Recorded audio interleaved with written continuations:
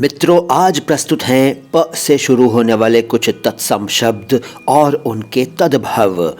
पृष्ठ, पीठ, पक्षी, पाखी, पंछी, पुत्रवधू, पतोहू, परीक्षा, परख, पंक्ति, पंगत, पुत्र, पूत, पीत, पीला, पुच्छ, पूंछ, पूर्व, पूरब, पिपासा, प्यास, पूर्ण, पूरा, पौत्र, पोता, पौत्री, पोती, परपटा, पराठा, पकवान, पकवान, प्रहर, पहर, प्रहेलिका, पहेली, पश्चाताप, पछतावा।